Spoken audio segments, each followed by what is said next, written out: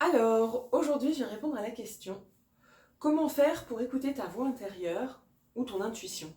Je reçois beaucoup de messages ces temps-ci, je ne sais pas lesquels écouter, c'est très confusing, ça porte à confusion. M'a écrit la question en anglais. Donc, je viens vous livrer mon expérience, mon témoignage par rapport à ça et ce que j'ai à dire là-dessus. Puisque moi aussi, dans ma tête, et il y a plein de voix, et il y a plein de gens, et, et au fil de toutes ces années, eh bien, j'ai appris à connaître cette Lorraine qui est traversée par tant de pensées, par tant d'archétypes, par tant d'émotions.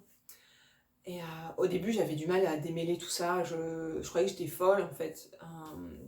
Et puis bon, à force de contemplation, j'ai pu prendre de la distance et puis dire ok, qu'est-ce qu'on fait? Qu'est-ce qu'on fait dans tout ça? Puisque même au point où on arrive à observer tout et à être en paix avec tout, il se trouve qu'on a quand même un corps et qu'on va quand même poser des actions dans un monde concret. Et donc concrètement, qu'est-ce qu'on fait? Donc j'ai remarqué que chaque pensée avait des niveaux de vibration différents. Après, intuition, pensée, jugement, machin, machin, machin. Mon enseignant spirituel, il dit, c'est quelle est la différence entre une pensée, un jugement et une intuition? Il dit, bah, la différence, c'est accuracy, la véracité. Si c'était vrai, bah, c'était une intuition. Si ça s'est pas vérifié, bah, c'était juste un jugement ou une pensée. Euh, Déjà, un truc que je voudrais dire, c'est que on ne peut pas se tromper. Euh, Parfois, il y a, enfin pas parfois, mais là dans cette question, j'entends subtilement là quelle voix j'écoute, quel est le bon choix. Et je vais déjà commencer par dire, d'un point de vue de la conscience, ce qui est moi, ce qui m'intéresse, et pour moi c'est ça le propos. Et d'un point de vue de la conscience, il n'y aura pas d'erreur. Il y aura que des explorations, que des expériences.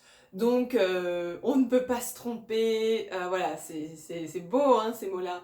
Mais ça ne vous aide pas. Et c'est pour ça que je ne vais pas m'arrêter ici.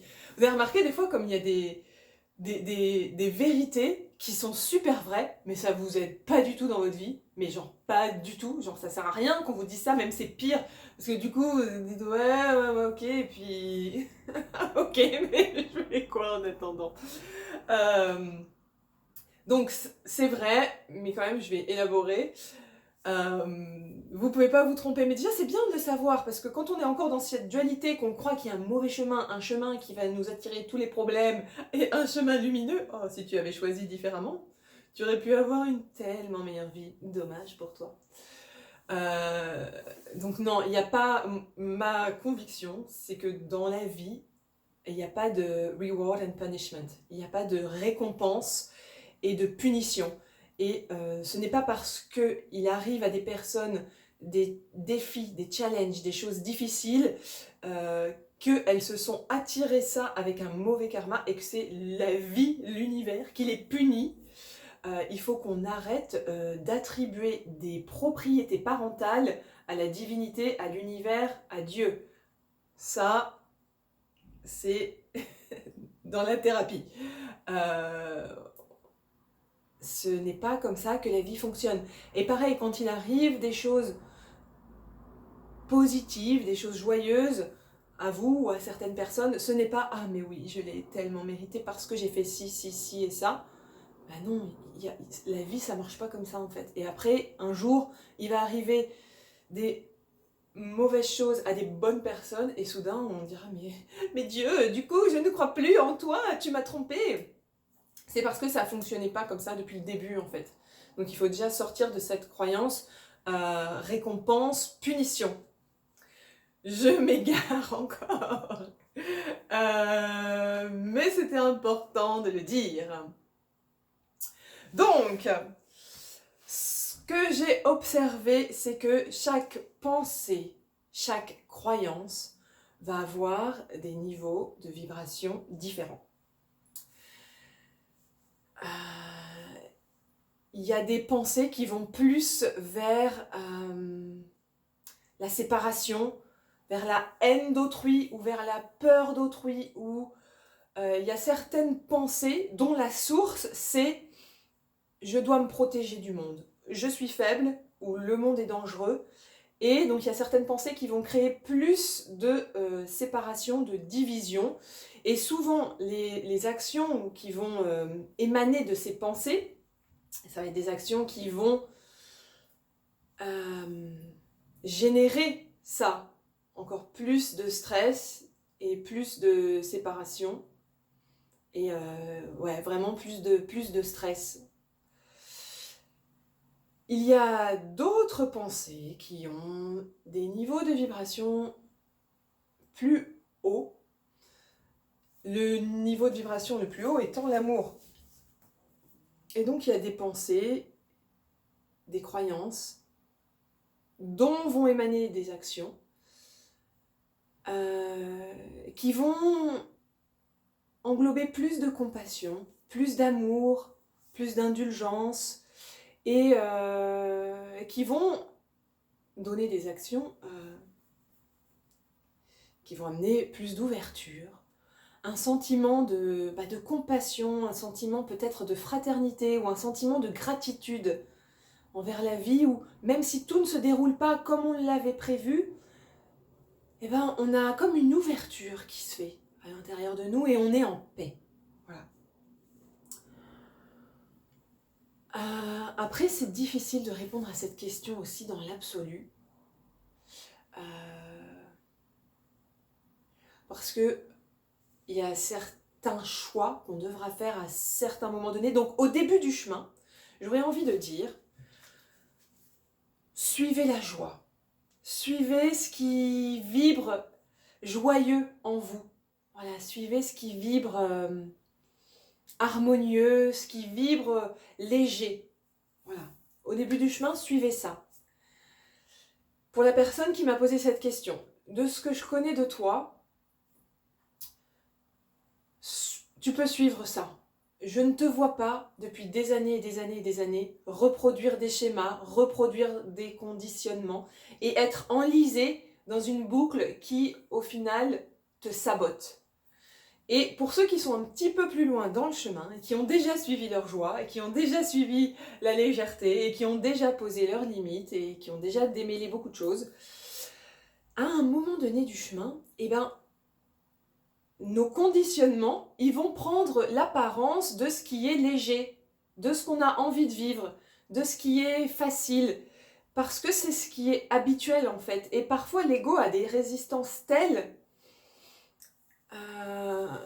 qu'on va se saboter, et à un moment donné, l'évolution vers plus de paix et vers plus de joie et vers plus d'harmonie, elle passera par sortir de la zone de confort. Elle passera par faire des choix qui vont vous engager et qui, au départ, apparaîtront comme un poids, comme un fardeau. Mais ce qui ressortira de cette évolution, ça sera pour encore plus d'ouverture et pour encore plus d'expansion manifestée dans le monde réel. Donc, il faut voir où vous en êtes, en fait. Je ne peux pas répondre à cette question comme ça dans l'absolu. Bon, ce qui est toujours vrai, c'est que voyez d'où part la pensée ou les voix qui vous parlent. Si ce sont des voix que vous trouvez méchantes, dures, jugeantes, qui contiennent une idée de peur quelque part, qui contiennent une idée de faiblesse ou voilà, repérez ça et puis après décidez de les suivre ou pas les suivre. Après, ce qui arrive aussi dans la vie, je voulais dire ça, c'est que parfois il y a des choses qui se font et on n'a pas le choix en fait. Et il y a des choses qui se font par un gut feeling, un sentiment qui vient des intestins, un sentiment qui vient des tripes. Et il n'y a pas le temps d'avoir 36 000 voix qui nous traversent. Ça vient des tripes et c'est juste. Et c'est un élan pur de vie Ça peut être par exemple, quand on voit un enfant qui est sur le point de se faire écraser, de le tirer comme ça, on n'a pas le temps d'avoir 10 000 pensées qui nous disent « Et si tout était juste dans la vie? Et si c'était son destin de se faire écraser ou quoi ?» Non, il y a des situations qui appellent un choix pur. Enfin, c'est même pas un choix en fait. Il y a des situations où on n'a pas de choix. Et ça, pour moi, ça c'est des élans de vie purs. On a l'élan de protéger la vie. Donc il n'y a pas le temps d'avoir des voix. Donc ça, c'est... Il n'y a rien à dire dessus, c'est exactement. Et pour les autres situations où on semble avoir un choix et puis on ne sait pas trop quelle voix écouter, nanana, ben, parfois justement, moi je me suis vue aussi dire bon voilà, j'ai fait toutes les situations, enfin dans ma tête j'ai posé tous les scénarios possibles, je ne sais pas trop lequel choisir, je ne sais pas lequel va m'apporter plus d'expansion, plus d'évolution. Après ça, à un moment donné, c'est un choix. Hein. Dans tout ce qu'on vit, il y a un potentiel d'évolution, hein, dans le choix A, dans le choix B ou dans le choix C. Donc après, d'avoir confiance que on ne peut pas se tromper et que tout est juste. C'est naze de dire ça, mais ça reste vrai. Donc, donc voilà, bon, écoutez, j'espère que ça vous aura aidé. Et puis, si c'est pas le cas, faut faire du cas par cas. Voilà, je peux pas vous répondre comme ça de but en blanc.